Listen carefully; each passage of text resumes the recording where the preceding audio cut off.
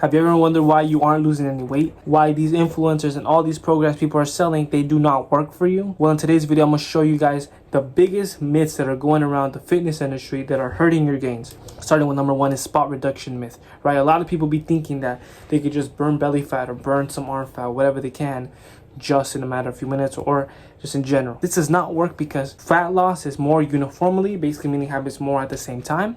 Many believe that you could do targeted exercises or different things, so you could definitely remove fat in that certain place. However, the truth is that our body does not work like that.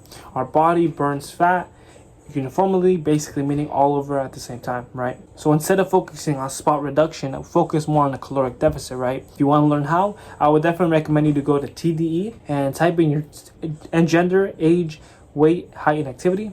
Then go to the cutting, and those are the calories that you want to kind of ballpark with, Then go to the cutting, and then you want to see those calories for the caloric deficit, and you want to go off from that. Use that as the base for the first week. If you don't see any results, like physically or also on the scale, definitely cut down by 50 or 100 calories. And myth number two is cardio and also weight training for fat loss, right? Again, you do not need these. However, they do definitely help out in the long run. Again, it all goes down to a caloric deficit, so basically your nutrition. But cardio could be a really good tool to help you burn more calories so you can have a little more to eat, and also for your heart. Weight training can also help out a lot because it could increase your metabolism because you are building muscle, basically meaning that your body will need more calories in to feed that muscle. And the other one is eating carbs. Eating carbs at night won't actually affect you or make you more fatter. It's just the form is that it's all about the caloric deficit in the 24-hour period, right? So for instance, you need to be hitting that caloric deficit in order to see some fat loss take in. Another one would be the 30-minute anabolic window, right? So people be thinking, oh, I got the pump in, I now need to have my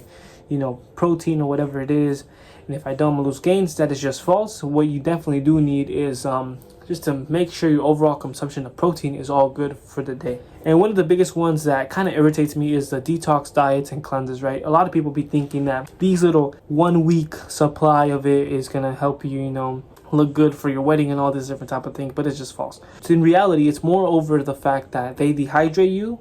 Depending on the ones, they're diuretics, so basically the meaning they dehydrate you. Basically, you lose a lot of water retention, right? So a lot of water weight, and then also at the same time, you don't have any solid food in you. Basically, meaning that you have no solid food in you, so there's no really enough weight from the food in your stomach, right? And most of these are fad diets, so basically meaning that you won't stick to it for a long time, and then also at the same time, you will just gain back the weight because it's just water weight, so it's gonna go back.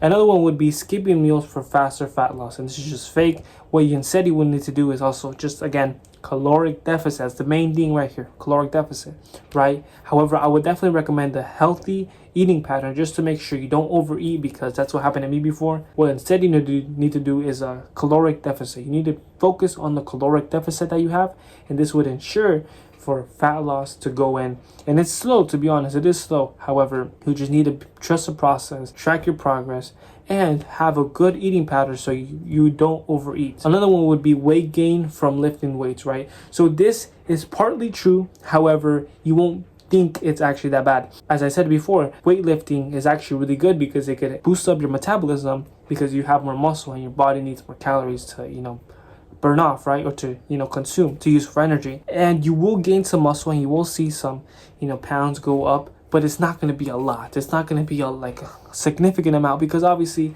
you're not going to gain 20 pounds of muscle in the first week. That's just not how it works, right?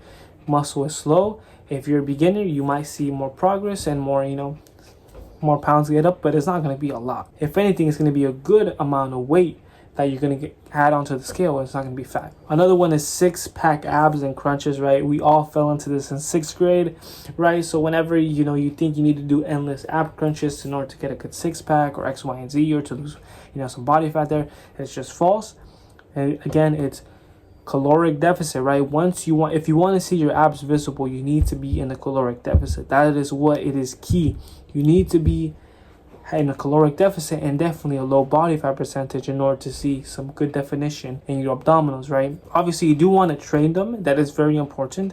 However, it's not the biggest thing when it comes to having visible abs, right? Because those influencers you see online that they be having visible 6-packs and good veins and everything, that is all because they are in a low body fat percentage, right? And last but not least is also the protein overconsumption myth. It is allegedly linked to kidney damage. However, you do want to be hitting your high protein, basically meaning that you want to be hitting at least 0.5 kilograms or 1.5 around there kilograms per body weight. So basically, if you weigh around 180 pounds, you want to be hitting 180 pounds around there, right? So that's the end of the video. If you guys have any other questions, feel free to comment down below. Share this with anybody, because I am giving out some free advice for you guys to help you guys out, because I was in the same position you guys were in, falling into the trap of all these different type of myths that people that try to sell you the program and everything. But if you guys want to know more or have any other videos you want me to do, comment down below. My name is Alex, and God bless you guys. In the name of Jesus Christ. Amen. Surpreendente para quem espera, maravilha para quem crê e benção para quem recebe. Deus sabe o que faz.